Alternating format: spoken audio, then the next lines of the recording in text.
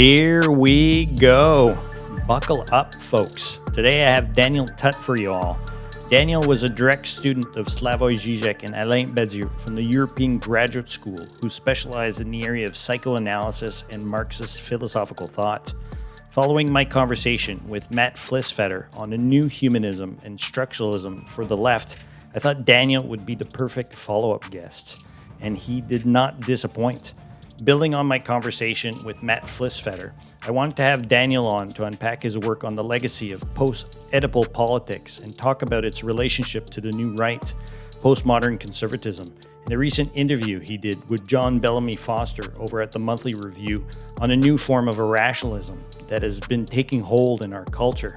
That said, we had a vast and sweeping conversation on how the left can start to adapt to these changes and begin to adopt pro-social behaviors to ideas of the religion, the family, and even pragmatist philosophy to counter the rise of the new right, start to build a new structuralism to have a better epistemological understanding of politics based on what I like to call integral facticity. So without further ado, here's my conversation with Daniel Tutt. And like usual, make sure to check out the show notes for links and further readings. Cheers.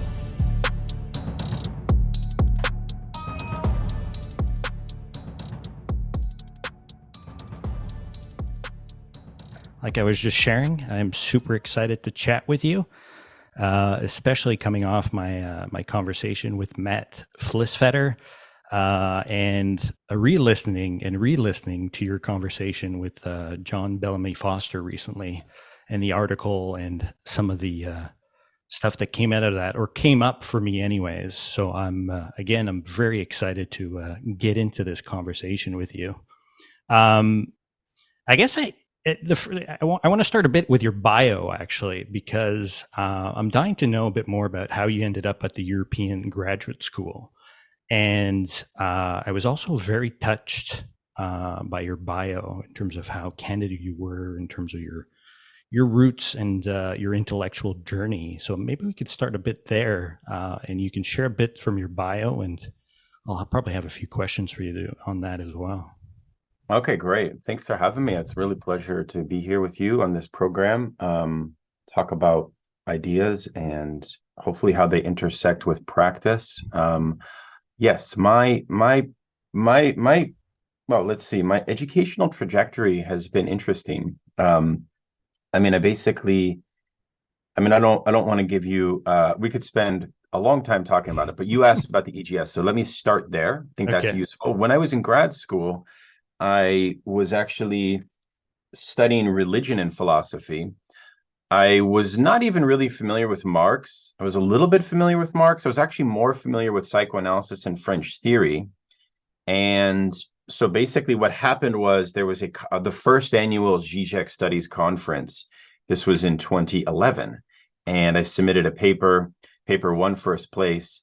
I took that as a kind of sign that studying with Žižek was there at the conference, and so I kind of took that as a sign that it's really important that I dig deeper into Slavoj's repertoire of work, overall, and that's exactly what I did. So the EGS was the only place where he was teaching at the time that I could access him. So I really went there to study with him, but it became much more than that. It became kind of a sort of rendezvous with philosophers that I consider the kind of preeminent thinkers of our time.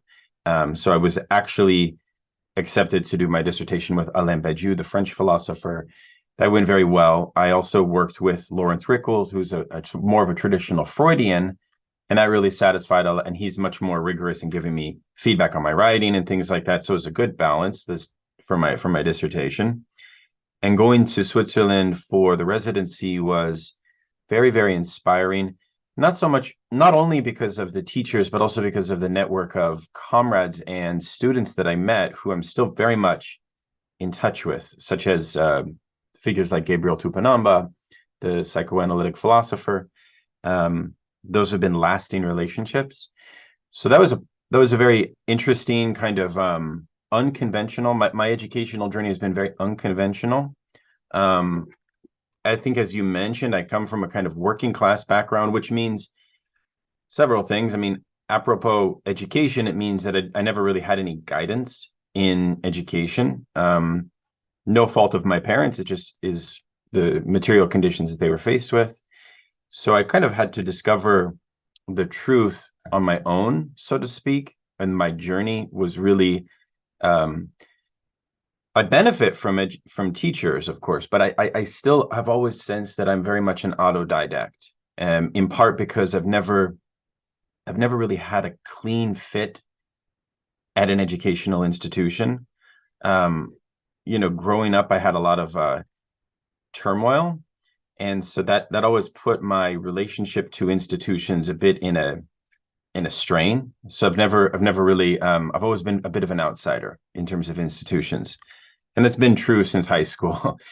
So I've stayed consistent in that regard, but I've tried to cultivate a intellectual path that I think is, you know, interested in pursuing a critique of power, interested in pursuing a kind of an imminent theory of society. I'm interested also in cultural critique. I've realized that even though like Zizek and the Slovene school has a very interesting critique of cultural criticism, more and more I actually find that cultural criticism and social critique is very much at home with my trajectory of thinking. So like, for example, I've recently published a book on the family, and I'm really actually it is big time an intervention in the field of social critique and cultural theory, right? So I also have a sort of political interest in religion that comes out of an experience first with protesting the Iraq War, and then second, related to that, a falling into a deep study of the Islamic faith, and from that have developed a lot of interest in studying Muslim politics and Islamic religiosity, which we could talk about that as well. And so, but then, a big event for me was actually the discovery of Marx. And that actually occurred when I was in grad school, basically. And at some point, I really decided to go down that rabbit hole. And since I have done so, I feel that most of the kind of compass of my intellectual proclivities are guided by a Marxist orientation, right?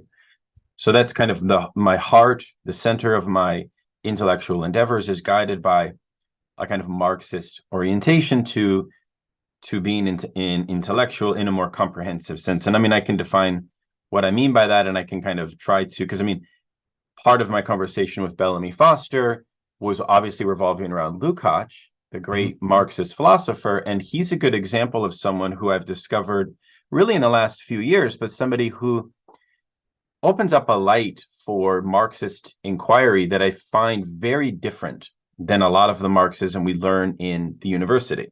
And we can talk about some of those details. Oh, absolutely. But that's a bit about my background. Yeah. No, and I mean, this is why, well, I was fascinated, obviously, looking over your bio and seeing that you had a bit of a religion background. I mean, I'm coming to you from religious studies. So in even my conversation with Matt Flisfetter and Matt McManus as well, I mean, because I'm coming to you guys from completely different discipline. But my interest in all of your work is this well, is that you guys are well. I guess the reason why I'm so interested in all your work is that you guys are not afraid of religion, or you don't seem to have some sort of reactionary impulse towards it. This is actually why, when you see, I had sort of turned to a deep study of the Islamic religion. I had connected more to my own Christianity in about the early 2000s, before I discovered the work of Alain Badiou and Slavoj Žižek, who, by the way, when I did discover them, you'll remember they were writing books on St. Paul. That's not happening anymore exactly, but there was a sense in which these kind of Marxist philosophers were also very open to religious discourse. And that was very much appealing to me. Got it. Okay. And I mean, even because your PhD is really interesting to me as well. I mean, this idea of communitas, and obviously you weave in this idea of ontological love within your PhD thesis. And I didn't have obviously the opportunity to go out and read that. I just read through the abstract, but maybe you can talk a bit about that as well in terms of how Yeah. that feeds into your larger work on the family, and obviously your turn towards more Marxist and political thinking as well. Yeah. At some point, I might publish the dissertation. I've hesitated to do so in part because I still feel that as a dissertation, it's a bit less structured as I'd like for it to be. Okay. But I think that what I'm wrestling with in this dissertation is a sort of look at the philosophy of community that has come about in a post 1989, a post Soviet context.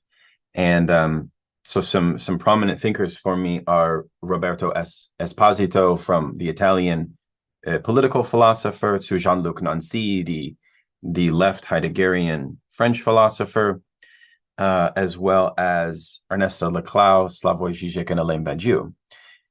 And so what I find interesting about this kind of turn to a focus on community is that it comes in the wake of the collapse of the kind of teleological conception of community that we had from the Soviet period. So there's something historically that collapses in the very concept of community. And so I'm trying to show that the various diverse ways that community is being rethought for a kind of post-Soviet social context.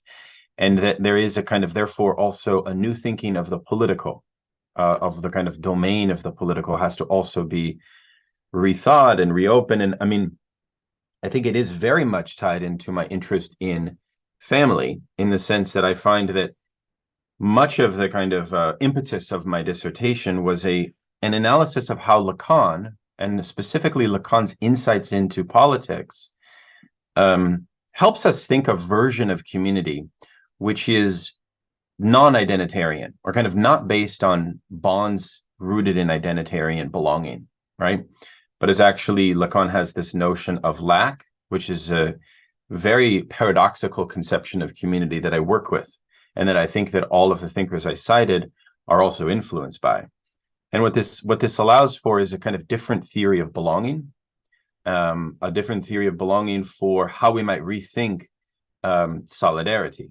So these questions of communal belonging, solidarity, family are always very important to me, because I'm also wanting to theorize the meaning of what it means to be on the left, right? What is the meaning of belonging on the left? This is sort of one of the main drivers of my work on community, is a kind of question about the meaning of the left itself, right? Yeah. That I think continues to animate my work.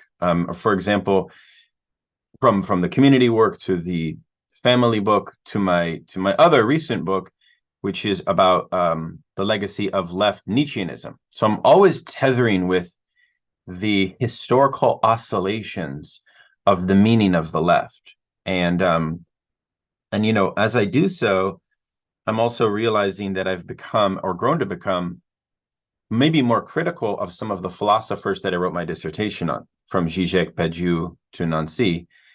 And part of that, it has to do with my reading of Marx, and a kind of sense in which how they revised Marxism, because that's very much what's going on here. Is, I think perhaps we're not as aware of it as we should be, but one of the things that Marxist philosophers have done after 1989 is participate in what's called the kind of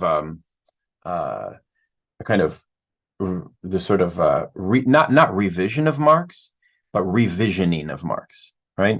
It's not so much like the Bernstein revisionist controversy from the Second International period. No, it's much more, what's going on here is a kind of theoretical excavation of Marxism, and a creation of a whole new set of concepts to describe what Marxism is. This usually falls under the bucket of what's called post-Marxism. And when I wrote my dissertation in about 2011 through 2014, 2015, that range, I was very much comfortable with this idea that Marx needs to be radically revised. I was kind of in concert with the thinkers that I was grappling with. But as I sort of witnessed the post-2008 situation unfold, the post-COVID situation unfold, I look at the state of the left, I've grown much more critical of post-Marxism. and we can talk about that as well. Yeah. But I think that the community book is an effort to kind of make an inventory of how the concept of community from basically Rousseau all the way up to the present. So I also provide a kind of historical genealogy is being reconceptualized. So this actually means that conceptions of solidarity, conceptions of universalism, conceptions of belonging, conceptions of the subject, of collective subjectivity, are all have to be rethought and uh, reconceptualized in some sense. No, So and that was the sort of project there. I love it. I mean, if you can actually go out and send me a copy of it, I'd love to eventually read that too. Because my first instinct was like, oh my God, this is exactly like Paul Tillich. Paul Tillich had written a book called Love, Power, and Justice that had a tremendous impact on me, where he builds on this idea of the idea of an ontological understanding of love and how he bridges that out in terms of his overall kind of systemic theology. But I mean, as somebody in religious studies, I mean, that's one very interested, I guess, in the spiritual, the more, I guess, history of religion, that type of stuff. I mean, I always struggle with what's been happening on the left in a certain way in terms of this sort of anti-humanist, anti-family, and anti-religion sort of strands, I guess, up on the left. And I was really excited. I mean, one of the main reasons why I actually launched my podcast is because quite a few of us have been following Michael Brooks and a lot of people that were coming out of kind of non-conventional educational institutions, people coming out of Goddard College, people coming out of the California Institute of Integral Studies. And Michael is a bit of a product of that sort of educational sort of, I guess, um, I guess experiential education, I guess you can go and say, that fostered and popped up, through the 60s and stuff like that. And I'm also kind of a product of that as well. But the reason why so many of us kind of gravitated towards Michael was because he was a walking embodiment of that. But also, I mean, how he was talking about the left and the idea of spirituality and weaving in religion, and how close he was as well with Cornel West in a certain way. So for me, it was really, really exciting to go out and see that. And I thought that we were going to go out and have a really big moment, I think, on the left, where this would go out and come to fruition. But like you, I mean, and all of us, I mean, we're a bit disappointed about that. And since Michael has kind of left the scene, I feel that the left, when it comes to the family and when it comes to religion, I mean, it's kind of lost a bit of a voice there. And I'm a bit concerned about it. And that's why I've gravitated towards some of Matt McManus's work, and now why I'm reaching out to you as well, because I think you guys have a way to go out and talk about the family and talk about religion that is very constructive in a certain way. But I guess, because I mean, obviously your book on the family, I mean, you focus in on this idea of the legacy of the kind of the post-Oedipal sort of politics and the problem that actually goes out and represents. And obviously I'm, one of the main reasons why I left university was because of this chaos, everything having to do with postmodernism, post-structuralism. And I love the way you're framing it, this idea of post-Oedipal sort of politics. And I'm wondering how that came about, or that book came about for you, and if you see a way forward or a way out of this in a certain way from that work. Great. Yeah, great. So the post-Oedipal theory is coming out of the kind of 68 moment, the 1968 protest, as well as the New Left. And part of the proposal that is put down by that moment in various iterations, we can name some of the various thinkers in a moment, but taken on the whole, one of the arguments is a critique of the nuclear family, a critique of patriarchy. So you see this also in socialist feminist work, which of course I embrace and I support 100%. Where I deviate from some of these lines of critique, however, revolves around a kind of understanding of how some of the changes from the 68 and New Left protest movements have been absorbed into capitalism, right? So this is a kind of neo-Weberian argument that I find from the New Spirit of Capitalism work by Boltanski and Chiapello, where they convincingly show that capitalism in its kind of late neoliberal phase has absorbed much of the ludic, horizontal, and expressive antisocial dimensions of 68 protest movement. And therefore, what we have on the left often is a kind of anti-familial, antisocial orientation. Mm-hmm. And I think that this actually doesn't allow the left to achieve its objective, which is to foster a more liberated subjectivity, a more liberated collective experience. And it doesn't do that in part because I think that there's a kind of misunderstanding often regarding what the meaning of the bonds of family really are about, and around the question as to whether the authority of patriarchy, of paternal authority, in what sense can it be overcome? Now, psychoanalysis here plays a very interesting role, because psychoanalysis in general will put forward the argument that, yeah, even in Freud, the attachments that we have to paternal authority need to be transcended, need to be overcome. Freud's not a fascist, right? He's not saying that they need to be affirmed and obeyed. No, actually, Freud's theory of Oedipus is about a theory of a kind of pretty radical subjective independent liberation from attachments to the home. That's why Oedipus is about, I say it's about movement. It's not about stagnation, right? It's not about, in that sense, Oedipus is a theory of breaking from the norms, breaking from authority. So you could critique psychoanalysis by saying, well, psychoanalysis puts forward a solution to that by relying on its own method. This is kind of the argument of the double bind, that psychoanalysis puts forward a critique for which it only provides the solution. Yeah. I mean, this is a kind of classic logical conundrum that I think even Popper put forward in his critique of psychoanalysis, right? That's another story. But what I'm trying to say is that antisocial and anti-familial positions paradoxically don't allow us at a subjective level to foster greater liberation. So I don't think that the left needs to be essentially or fundamentally anti-familial. I think that there has been a tendency of this new left and the hangover from 68 to precisely be that way. And I think that actually strains and harms a lot of possibility for solidarity. And one of the things that it does is that if we have a social order in which subjects have a tendency, not always, but have a tendency to struggle with these kind of Oedipal attachments, what that actually means, what that actually indicates, is that institutions will mold themselves off of the family.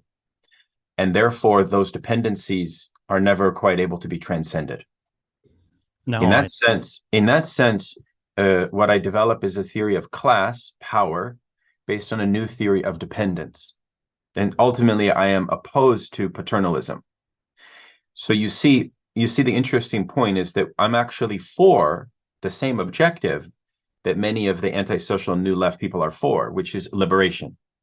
But I'm making an argument and a debate, and I've had the pleasure to debate people on this, that we need a different strategy to foster subjective liberation that basically does not literalize the paternal authority of the nuclear family in the way that we have. I don't think that the concept of the father needs to be fundamentally eradicated, but there's many family abolitionists that do argue that, right? Mm-hmm.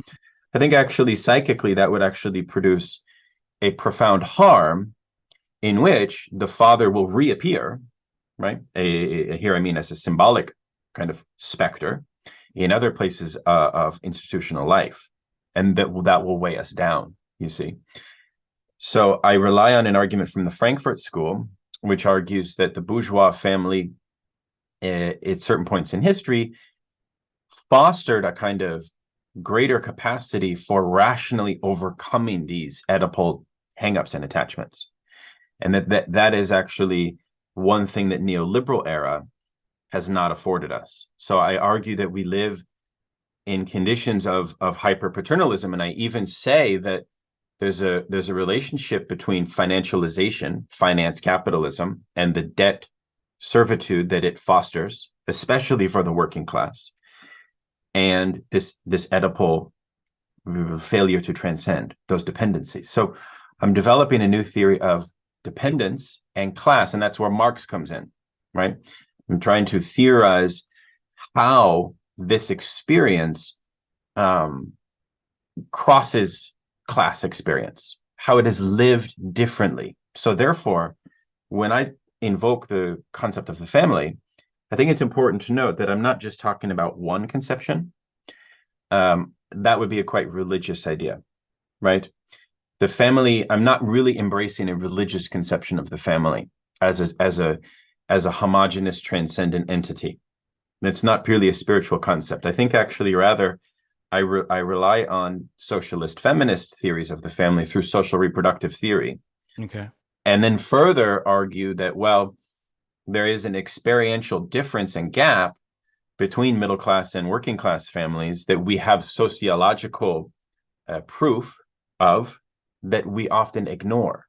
And I believe that that's important to raise out, to reveal those class experiences. And that's a big focus of my work, as you know, is to shine a light on the way that our generation in particular is experiencing some of these forms of exploitation, domination, and dependence.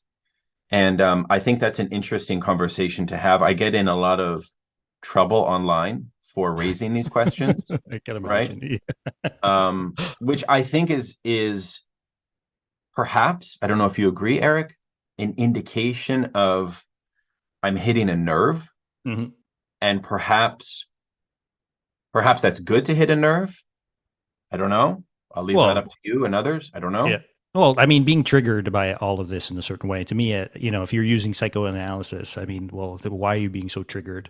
But this is what I'm so fascinated and I love about your work is that it fits so well with Matt McManus's work in a completely different way. I mean, Matt's work on the rise of postmodern conservatism and figures like Jordan Peterson, essentially, right? That there's, I mean, somehow that this is what it's produced. Our sociological historical conditions has produced a space now out of all the, everything that we've been talking about to go out and spew up a figure like Jordan Peterson, right? That is speaking exactly to this, the legacy of the post-Oedipal sort of politics that you're describing and you're talking about, right?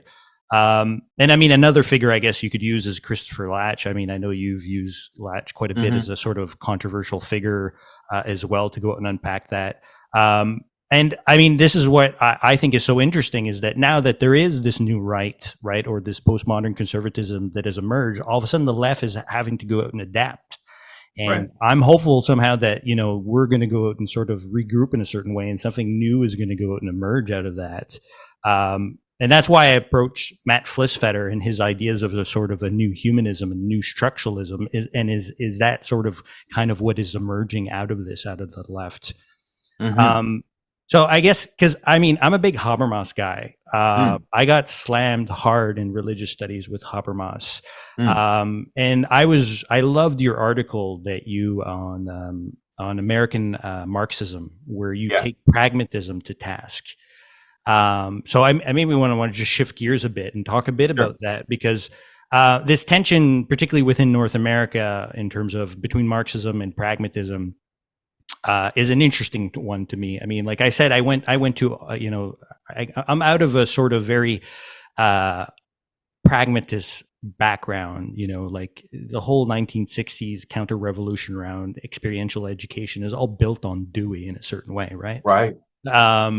And I mean, and you really put your finger on that, is this some sort of bourgeois sort of phenomena and stuff like that? So I'm curious to hear you kind of flesh out some of your thinking, whether there can be some sort of reconciliation maybe between pragmatism and Marxism. That's where I think Habermas shines, but I'm curious to get a bit of your take, as a more of a Marxist than I am in a certain way, or more more obviously well read on the Marxist tradition than I am, and hear you Yeah. flesh out some of that a bit. Yeah, I mean, this is another article that hit a nerve, and I mean, it was meant to hit a nerve, in part because what it was trying to show was that there is a kind of historical experience that American Marxist theorists, and I don't mean when I say that, I'm referring to people, most of whom have kind of been lost to us in by history.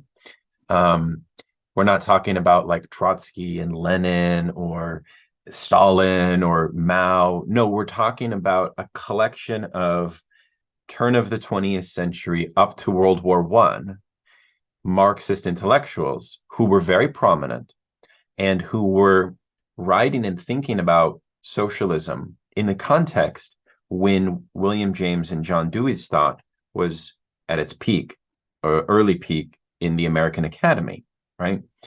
And there is a really, really compelling dissertation that was done by Brian Lloyd, called Left Out, on the way that these theorists interacted with the Marxist theorists in their own backyard.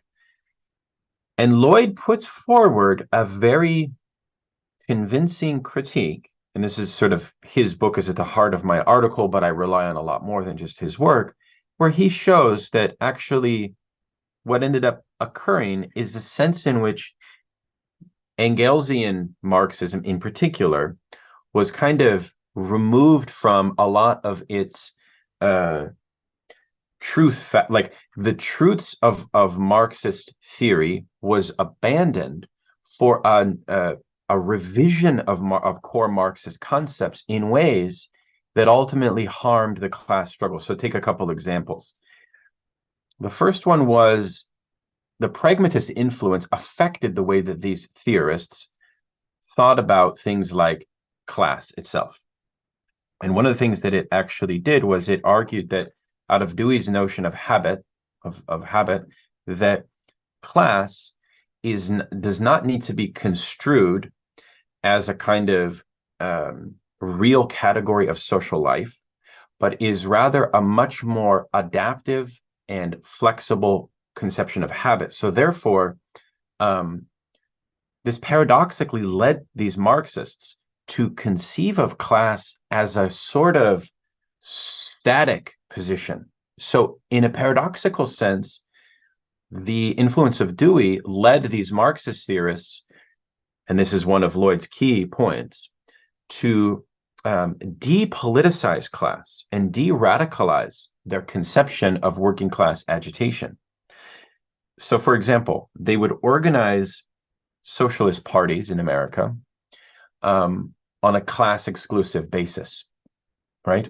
So they would not allow for they would identify class purely with one's occupation, and they would argue that a factory worker's mode of habit is going to be distinct from and kind of located within the field of their everyday experience, and that is going to be distinct from a bourgeois office worker or something like this, or lawyer or professional, etc.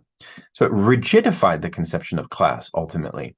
And concretely, what that led to, because again, I'm not really saying that I'm not making the claim that Marxists should never engage with pragmatism. That would be way too strong for me to say. I'm just simply pointing out how it went, how it played out historically, which is, I think, is a different claim. Because I mean, if you take Mao, for example, I'll come back to this in a moment, but if you take Mao, I mean, it's well known that Mao worked with John Dewey's thought, right, in his own conception of Marxism.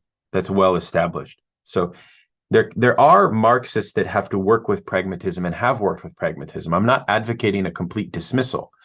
I'm more advocating a warning based on this is how it went down. And one of the main problems here was that when the class struggle got to a point of militant agitation in an organization known as the IWW, when they were advocating revolution, even the question of violence came up. Lloyd shows quite nicely that actually the influence of pragmatism led a lot of the Marxist theorists to argue against embracing the politicization of class, right? So that was one example of that. I think the other example that Lloyd points out, and that he argues, is that the influence of Dewey's pragmatism also led to an embrace of the First World War amongst the Marxist intelligentsia in America, right? And this is not too much of a shock because Dewey himself wrote a book about German philosophy, which put forward some crazy arguments if you read it, such as, Kantianism is an offshoot of Prussian militarism, for example, or he was still influenced by this kind of notion that the national essence of a culture somehow imbues the activity of the collective in some way. So a bit of it is kind of dated to that moment of a kind of liberal social Darwinism, if you will, that I think is problematic. So, anyways, my article was simply a way to show that the way that it played out in America had deleterious effects on the integrity of Marxism, specifically on the possibility of the politicization of the class struggle. So, another dimension here goes back to the question that I think is important to ask of, to what extent does the category in Marxist thought of the petite bourgeoisie play a role within how we conceptualize social struggle and social antagonism? And one of the arguments that I make is that William James put forward, his very famous book, The Varieties of Religious Experience. Okay, so it's a highly influential text. Read so widely, definitely something that I think put forward a very pluralistic conception of religious experience. However, when you look again at how it influenced socialist thinkers, Lloyd points out a very curious point, which is that it gave sanction to the notion that revolution of the mode of production, let's say a more economic, productive, material form of revolution, can be abandoned for a revolution in the domain of personal experience, because James gave scientific validity to personal experience. And then we can extrapolate from that allowed for the intellectual, the petit bourgeois intellectual, to basically put forward the argument that their experience of being exempt from wage labor should be the domain of what is replicated in revolution. Now, the downside to that is that you don't center the working class as the agents of revolution, as Marx and Engels insisted. That's the downside. And the other downside is that you put forward a kind of culturalist theory of revolution. So what I tried to show in my article, and this is a bit of a controversial point, is that James planted the seed for a conception of cultural revolution that the New Left would later adopt in the 60s and 70s. Now, I'm not making the claim that cultural revolution should be abandoned. That would be too economistic, right? That would be too economistic. But what I am saying is, again, a warning that we need to incorporate both political and cultural revolutionary conceptions in our commitment to socialism. I think that socialism is also revolutionary. If we want to retain the dignity of the term socialism, we need to maintain a fidelity to revolutionary socialism. And that actually raises the specter. Sorry, I'm having audio problems. Oh, there you go. Cool. Got it. Now we're good. Yeah, we're good. Yeah. Super.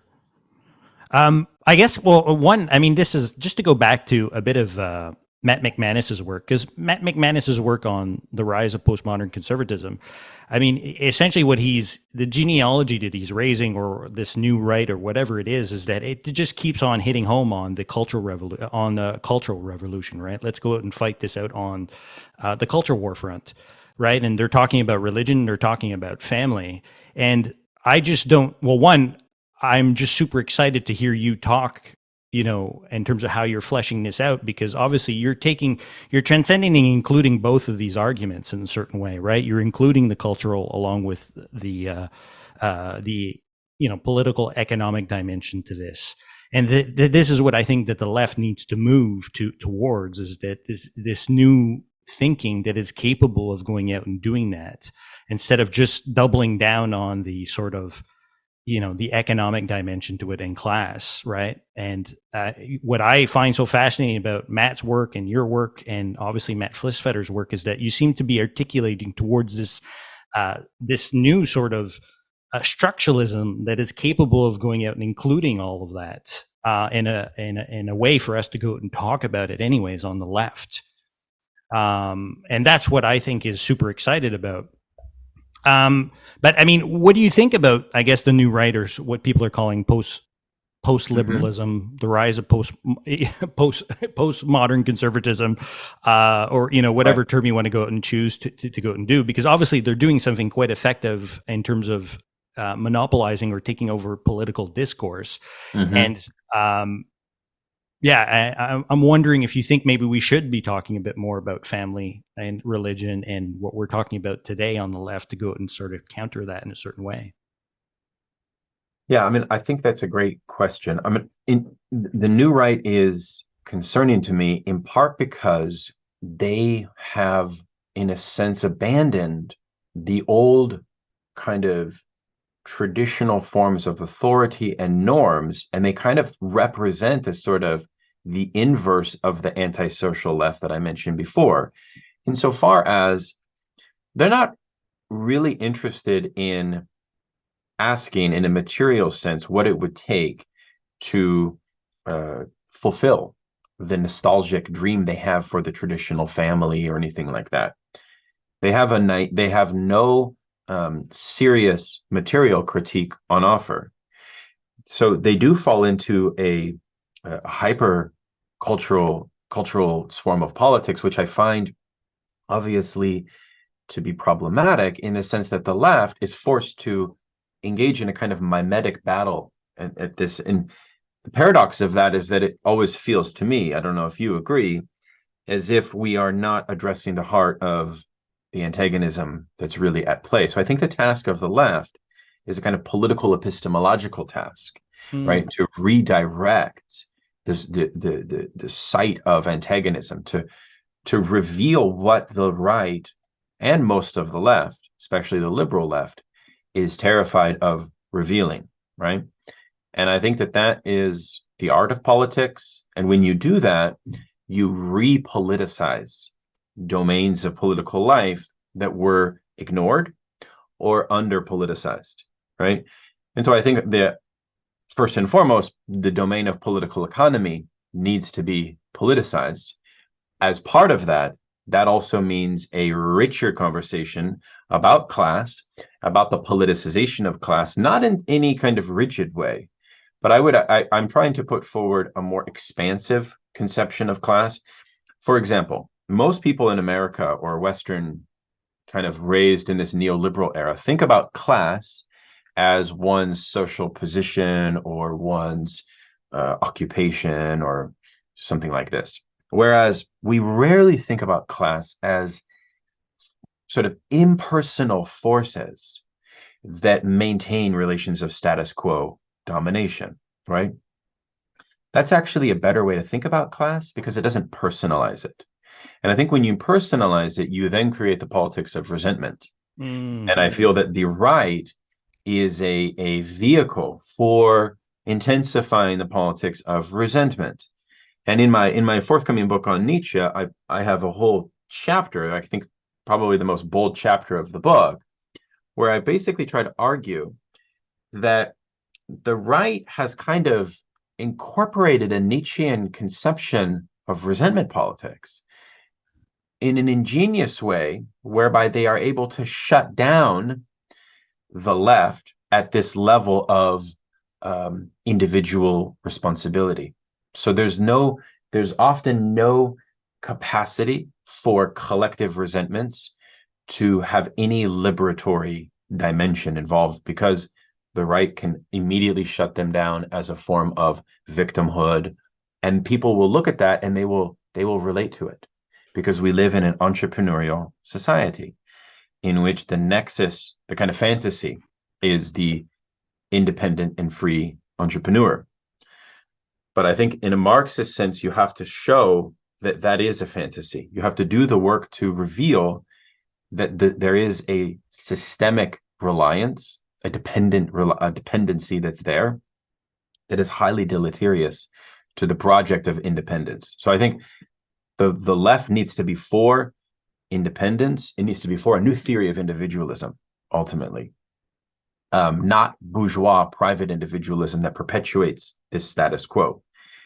But I think that Nietzsche's conception of ressentiment has actually been quite harmful to both the right and the left, because what it has accelerated is this kind of Schmittian friend-enemy distinction, whereby we create a sense of otherness, political otherness, far too quickly, and we see people in siloed communities far too easily, and that then shuts down the possibility of solidarity. It shuts down the possibility of breaking the fantasy holds that we have, right? So I think that people are hungry to break out of these friend-enemy distinctions, which, if you go on social media, I mean, sometimes if you put out one take, you can so quickly, so immediately be thrown into an other box, an enemy box, right? Just by a kind of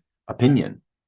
I think this is very, very detrimental. This is why I was in favor of Zizek debating Peterson, even though Zizek says things that are very controversial and he's problematic in some ways, sure. But how do we get a more expansive conception of what the left is, to forge a form of solidarity that brings people in who are supposedly, that's actually the paradox of Nietzsche's concept of ressentiment. It's a highly moralistic concept, even though Nietzsche is supposed to be a great anti-moralist. When you insist on this ultra friend-enemy distinction, when you judge a community to be of ressentiment, what you've basically done is you've shut them off. You've ontologically shut them off in some sense from being able to change, right? From being able to have forged solidarity with. I'm opposed to this idea. I mean, I'm opposed to it, while at the same time, I'm sensitive and alert to the question of, say, reaction and fascism. So I'm not necessarily saying that we should dialogue with hardcore reactionaries. At the same time, I am also saying that if the left doesn't engage with people drawn to conservative ideas, then it's not going to succeed. And I say that as somebody who's from a conservative. I told you I'm from a working class, but I'm politically from a very conservative background as well. So that's very personal to me. To be able to speak to workers and people from that orientation, I think is essential. No, and I love that. Well, I mean, because that just builds on Matt Flisfetter's work as well. I mean, Matt's work has spoken beautifully to that, in terms of, how we can actually go out and maintain our social relations through social media by not falling prey to our capitalist needs, or our needs for material conditions in a certain way. And again, I mean, you're hammering home the point too, but that McManus, that, this new right or postmodern conservatism that's popped up as a reactionary sort of movement to, the problems of post-structuralism, the problems of, even what you're describing in terms of the legacy of post-Oedipal sort of politics, is giving us a new form of resentment politics. So I guess, well, because in your book, well, not your book, actually in your PhD dissertation, you talk about the idea of love. and how love actually might actually go out and be some sort of remedy to this. And I'm curious to hear you kind of talk a bit more about that. This ontological idea of love, not in some cheesy sense, obviously. I mean, I think you have some deep sort of philosophical roots to your thinking around that. Um, and I'm wondering how you can see that kind of playing into this. Is there a way possibly to go out and start talking about religion in that sort of more healthy? Because religion at its best, I would think, is moves towards this sort of ontological idea of love, the best of religions, not just Christianity. I mean, I would say Islam, Judaism, Buddhism. I mean, all the great religious traditions, essentially, they're trying to go out and push into that direction. And actually, something that I'm quite concerned about, coming from religious studies, is that on the new right, there's this fraction that is highly regressive, and they're moving towards ideas of neo-integralism. A lot of them are returning to this idea of perennialism and traditionalism, because they feel that this idea at the core of religion is being lost, and this is what's driving them towards the right, essentially. Right? They feel that this is what's lacking within the modern and postmodern world, in a certain way, right? So it's almost like postmodern conservatism is a direct line, basically, to this form of traditionalism and religious fundamentalism in a certain way. So I'm curious to hear a bit of your thoughts, because I haven't read any of your work on this idea of love. My feeling, obviously, I have a feeling that you're obviously drawing from Alain Badiou quite a bit, but I'd love to hear you kind of flesh a bit of that out a bit. Yeah.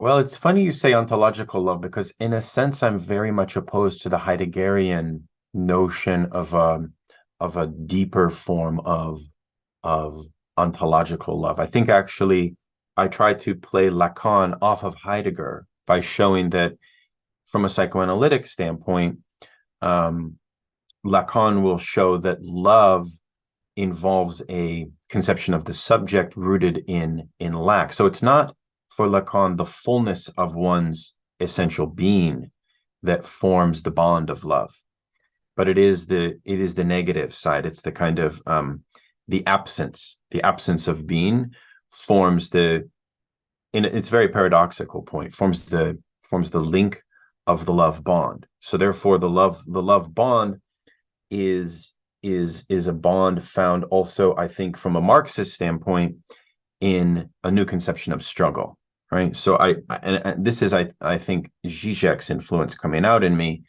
But I think in Zizek's conception, you have a kind of political conception of love, in which class struggle itself can become a new site for a kind of love vis-a-vis antagonisms, right? So there's a sense in which if social antagonisms are the ground of re-envisioning and kind of recoordinating a conception of solidarity, I think that there's a way in which socialist politics can form a bond based on the affirmation of these principles, right? There's a sense in which a new theory of comradeship can also emerge from that very commitment to the shared overcoming of antagonisms, right? Now, in a Maoist conception, Mao had the notion that there are elements of the struggle that never dissipate, that never go away. So therefore, his conception of communism is not one of a pure utopia, where you sort of think about a kind of blissful submerging into the kind of motherly peace and care. That's not really what socialism is about. Now, I'm not endorsing Mao here. I'm not really a Maoist. But what I think is interesting, though, and you find this in Badiou as well, is the idea that politics is about the kind of taming of the kind of revealing of antagonisms, and therefore the kind of conscious work on taming them, such that I think Freud and Lacan are important here as well, because in their contributions to politics, especially in Freud's Beyond the Pleasure Principle, what we have here is a vital idea in politics, that there is a conception of the subject vis-a-vis what Freud calls the drives, and Lacan will say that each drive, we have multiple drives. We have oral drives, etc. Different erogenous zones of one's body are driven by drive principles. Each one of them, according to Lacan, is structured around a logic of death drive. So for Lacan, he's not a dualist, right? He has a kind of monistic conception of drives. And in that sense, again, psychoanalysis emerges as a tool for a kind of conquering of drives. Right? So we have a situation where you don't want a theory of subject, which is overran by drives, almost in like an automaton pure sense. So there's a sense in which politics needs to touch upon the way that the social order subjects us to relations of dependence, to ultimately it's a question of the Enlightenment as well, because in a sense politics must also tap into, this is where reason and rationality would come into play, how we locate the antagonisms that hold us down, right? And I think in that process, love as solidarity around shared antagonisms, something close to what I would define as political love in that sense. And now I think that all of that can be made in concert with religious orientations, religious traditions, etc. I don't see why not. Mm-hmm. But at the same time, it doesn't need to be reduced to them, right? I think that there needs to be a kind of symbiotic relationship there. I mean, Marx and Engels were quite hostile to Christian socialism, as you know. But the reason they were hostile to Christian socialism needs to be historically contextualized. The reason is because following the French Revolution, there was a return to religion amongst the bourgeoisie and the bourgeoisie intelligentsia. And therefore, socialism took on the hue of a very Christian orientation. And therefore, in Marx and Engels' view, it ended up having too much of an alignment with bourgeois power and bourgeois institutions that we needed a kind of subtraction from that, in some sense. But that doesn't mean that Marx was a kind of unthinking or rabid anti-religious thinker. No, I think that he understood Christianity's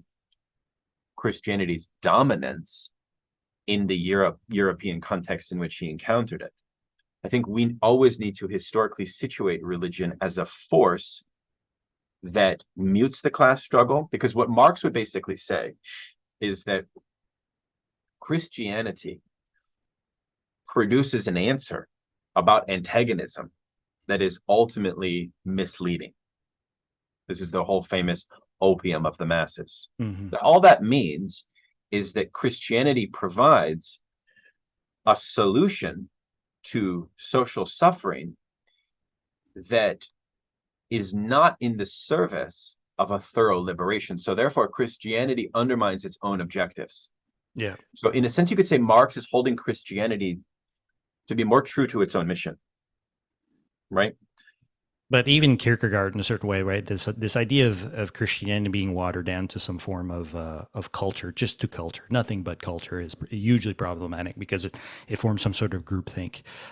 No, totally on that. I guess, well, because I mean, the other person that I really got slammed with in my studies is Levinas. So I got slammed with Habermas and Levinas. So I never really got into the whole Lacan side of the street, I guess, in terms of I guess this whole sort of the idea of the other, of going out and meeting the face of the other, if we're going to go out and use Levinas's terms and stuff like that. But there's also within what I call the new right, or McManus calls postmodern conservatism, there's this sort of regression as well to sort of Neoplatonism. And I'm totally with you, right? We can't go back to some sort of pre-Heideggerian or even Heideggerian sort of worldview. We need to go post-Heideggerian and definitely something way beyond that. But it leaves big issues or questions to the idea of ontology, right? What does ontology mean within that sort of larger framework, or if it does even has any meaning whatsoever anymore, or the idea of being. And, a lot of people are gravitating towards 4E cog sci right now, because a lot of them are, interpreting it. Oh, this is exactly like Neoplatonism. It's exactly the same thing. So it's almost to be like this sort of confusion, or what I think Habermas means by the idea of some sort of performative contradiction, right? Is like, no, I mean, the logic is just not there. You're projecting something into the past that was part of our new understanding within the current present and stuff like that. And because this idea of brotherly love or comrade, I mean, I react a bit when I hear the word comrade. Like, to me, that what does that mean? uh, and that's just, I'm from Quebec. I'm a struggling post-Catholic, and I have sort of reactionary impulses as well to Marxism within my own culture and stuff like that. So I guess this is because a lot of young people, and this is what you talk a lot about with John Bellamy Foster, right? Is that they're attracted to this new irrationalism, or what irrationalism is, or what these philosophies mean, right? Somebody could go be totally enraptured with this idea of Heidegger, right? I mean, if their first encounter with this is, then, all of a sudden this opens up a whole new vista of ideas. So how do we not alienate, I guess, young people that are attracted to this new form of irrationalism, like John Bellamy Foster is, obviously, I think conversations like the one we're having now is probably a good way to go and have it. But, now that you've had this conversation with John Bellamy Foster, I'm curious to, kind of where you are with this problem of the new irrationalism, or what, we've been talking about a bit. Yes. All right. So let's first try to define what we mean by irrationalism first. So what we mean by that concept is, well, it emerges specifically as a concept in the work of the Marxist philosopher Georg Lukács. And the way that he defines irrationalism is a kind of abandonment on behalf of Marxist philosophers in particular, but let's say of, post-German idealist philosophers, post-Kantian philosophers, of a particular Hegelian conception of rationality, which would put forward the notion that there is a reconciliation possible between the subject-object dualism, for which Kantianism and Neo-Kantianism will submit that there's not a reconciliation possible. Now, so he's really making a critique of Neo-Kantianism. Okay, so we're not going to get lost in the weeds on that, but let's just flag that as what his critique is formed from, which is a very interesting point. But then he says that in the world of intellectual ideas, there have been consequences, kind of like my point about pragmatism. It's not necessarily that all pragmatism needs to be avoided. It's just pointing out the way that historically lineages of philosophy have influenced our conception of politics. Okay. And what he says about Neo-Kantianism is interesting. What he says is that Neo-Kantianism has led to an embrace of irrationalism, by which he means certain tendencies. One of them is to privilege myth, the suprasensible, and a new conception of the elect, a new conception of truth, therefore, as only realizable by an elite. So he actually says that the right has abused the consequences of Kant's position, okay? And that is one notion of irrationalism. So, for example, in philosophy, he associates this with Schelling, right? Or with Nietzsche, when Nietzsche will basically put forward his notion of perspectivism, Lukács will argue that one of the orientations is driven by what he calls aristocratic epistemology. Aristocratic epistemology puts forward the idea that basically truth, in social and political terms, should only be reserved for a few elect, right? Truth is actually an esoteric endeavor, really, and therefore it's not for everyone. So it's a kind of anti-egalitarian conception, right? Whereas Lukács will argue that the Hegelian legacy is fundamentally universal and fundamentally egalitarian, right? Philosophy has that Platonic universalism as part of it. The notion that virtue can be taught to all in society. Well, irrationalism would be opposed to that. Irrationalism would be opposed to universalism. This is what we mean by irrationalism in its various. Now, that takes many different iterations. It takes many different iterations, and you can probably already think of some examples in your head. I mean, Peterson is a perfect example because there is a great book called The Jung Cult by Richard Knoll about how Jung, and of course Peterson is a Jungian, Jung himself creates a conception of truth as myth, but also as esoteric, which is based on a theory of initiation for a kind of Ubermensch elite, basically, right? It's a kind of, if you look at the kind of pedagogy of a Jungian school, it really is a mystical hierarchy that's at work there. Okay, now I think the thing that Lukács wants to say is that those types of epistemologies, what he calls aristocratic epistemologies, are harmful to socialism and to Marxism, or to, let's say, egalitarian politics, and therefore even to liberalism in some sense. Okay. So in that way, that's how irrational is. Now, the other point is, of course, this notion of a critique of the Kantian noumenal, or the Kantian thing in itself. And so Lukács will say one of the effects of this proposition that Kant put forward is also the idea that some aspects of social reality cannot be known. So if we go back to the point I was making about the knowability of social antagonisms as a source of political love, the irrationalist philosopher would put forward skepticism regarding something like the class struggle. And this is no surprise. I mean, why does Jordan Peterson say there's no such thing as a socialist intellectual, right? Well, because Jordan Peterson would argue that there is an unknowability of the class struggle. Therefore, what he relies on is a kind of apologetic position of capitalism as such, right? Capitalism is basically a reflection of nature in Jordan Peterson's view, right? It's a reflection of human nature. It's the most natural system that man has created. So therefore, to question it is an anti-intellectual endeavor, according to Peterson. Well, that's exactly what Lukács would call an irrationalist epistemology. Got it. Oh, lovely. Okay. Does that make sense? Totally. Yeah. No, I love that. Okay. Yeah. Well, I mean, since we're on, I guess Habermas talks about this idea of universal pragmatics, and one, I get it. He's essentially trying to go out and talk about a bit about what we're actually going out and talking about.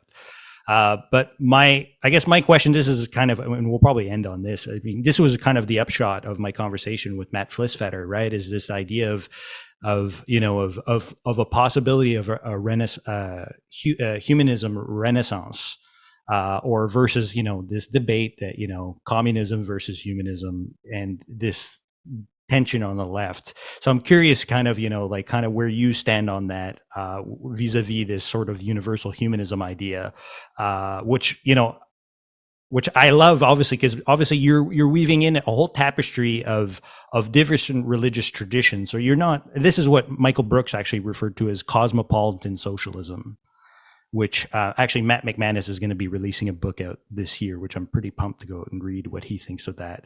And so, yeah, I guess kind of, because if we're going to go out and talk about communism, I mean, we're going to go out and hit at one hell of a wall. But if we're talking about some sort of new humanism that is not obviously allergic to all these political ideologies, that are not allergic to all these cultural dimensions that we're talking about, and we're not allergic to all these religious traditions that we're talking about, obviously, this is a new form of Renaissance humanism, is it not? So I'm kind of curious to hear whether you would run with that, or you would, yeah. No, I mean, I think going back to the point we were making about Marx's critique of religion, of Christianity, as an opium of the masses, well, that conception is meant to suggest, as an opium, what does opium do? But it dulls the senses on the one hand, but it also misdirects our rational faculties regarding what? Regarding both our suffering as well as our alienation. So when you talk about humanism, and Marxism, you're really talking about a theory of alienation. You're talking about the 1844 manuscripts, Paris manuscripts of Marx. That's really where humanism comes about. Humanism also comes about, of course, as a critique of Feuerbach, right? The guy who wrote The Essence of Christianity, the guy who basically theorized socialism as a grand quasi-religious reconciliation of humanity. What was the problem of that for Marx? The problem of that was that it missed the standpoint of the class that struggles and is alienated uniquely in relationship to the mode of production within capitalism. That's not to say that the liberation of the proletariat, the working class, is anti-humanist. No, I think that it actually still is humanist. It's rather to say that, because his critique of Feuerbach is really a critique about two differing theories of revolution, because Feuerbach believed in revolution. He differed with Marx about the practical way in which revolution will reconcile humanity, right? For Feuerbach, it still was kept at a kind of quasi-transcendental universalism. So in a sense, Feuerbach was a bad universalist because his universalism was not tethered to forces of production, right? He was speaking in abstractions, whereas Marx was really focusing on the standpoint of struggle tied with, and this is why ultimately I think you need a lot of sociology to understand Marxism, and you need a lot of attention to the way that struggle animates our world. I mean, this is part of what Marx means by the notion of commodity fetishism, right? Capitalism conceals its alienating capacity over us. It conceals that from us. Part of what politics is about is a process of revealing that to people. When you do that, of course, you stir up the fire, but that's actually what politics should be about. I think one way to define liberalism, by the way, is a kind of nominalist effort to redirect, kind of like Christianity. Liberalism seeks to redirect a different conception of antagonism. So Marxists and liberals, in my view, and I think Matt McManus would disagree with me, have fundamentally different conception of what constitutes social harm, what constitutes social suffering, and how to overcome those impediments. I think that there's a big difference there. That doesn't mean that Marxists and liberals are enemies always. I'm not trying to say that they say that, but I think that there are concrete differences in vision. Most importantly is that liberalism, in a technical sense, pretty much is opposed to the idea of revolutionizing capitalism, right? So clearly we're going to have some disagreements at that point. But I mean, what I would say is that, yeah, humanism is a part of Marxism to the extent that Marx is anti-humanist in my reading. It would only be insofar as Marx is opposed to non-materialist conceptions of universalism, okay? He wants to hold those traditions more true to their own commitments to liberation, including Christianity and religion. It's not necessarily anti-religion. I would say it's producing an outcome, an end that is more true, perhaps, to the purported end of these traditions, if that makes sense. Yeah. No, lovely. I mean, I'd love to have you for another hour, even 2 hours, because I mean, my eventually during my religious studies, towards the end of my religious studies, I fell upon Jacques Maritain's work and his ideas of integral humanism. And very much, I guess, kind of like the talk that you did with Chris in terms of the Marxist current talk that you had there, the Kowalski sort of. I mean, the Kowalski Jacques Maritain sort of tension is a space that I kind of find myself torn between in a certain way, and even I don't think that Jacques Maritain's ideas of integral humanism would go out and apply today, but I'm wondering if that's a term that we could actually use to go out and bounce around today in terms of a new form of humanism that might be emerging, or some sort of social hope that might be coming down the pipeline. But yeah, no, I mean, I think that that's a rich tradition and lineage to invoke in this wider debate. Yeah. I don't know enough about that orientation. You would have to educate me in another podcast and give me some reading recommendations to educate myself in that. But I mean, I think the point is that we're having the discussion and that we are, at least for on the Marxist end, realizing that there's a huge lineage of Marxist thinkers that do put forward a positive conception of humanism, Totally. Yeah. and that we should really honor their legacy, their history, and resurrect that debate, because it's only been really since about the post World War II period that we've had this notion of an anti-humanist Marxism, right? And I think that I mean the jury's not yet out, but I mean I think in general it's been a bit harmful, the anti-humanist Marxist turn. Hmm. I think I'm not really in line with it. I mean, it's nuanced. I don't want to essentialize it. Althusser, I have my criticisms of Althusser, um, which we can talk about in another meeting. But I'm very much in line with new debates on humanism. Let's put it that way. Lovely. No, super. No, and I mean, this is the upshot that I find so great about, both Matts in your work is that I just see a tremendous amount of hope. And the fact that you guys are young faculty now, right? You guys are starting to go out and move out, and you guys are really starting to go out and establish yourself. I think this is an exciting moment. I mean, it's scary all at the same time, but there's a lot of exciting stuff out there. And, this is the type of stuff that I latch on to and that I cherish, and I think is really the future of the left, anyways, when I think about it. So, It's been a great chat. Let's do it again. I'd yeah, love to perhaps chat with you about my book on Friedrich Nietzsche. I don't know if you're a big Nietzsche reader, but I'd love to chat with you about that when it yeah, comes out. definitely. Well, absolutely. Thank you so much for your time.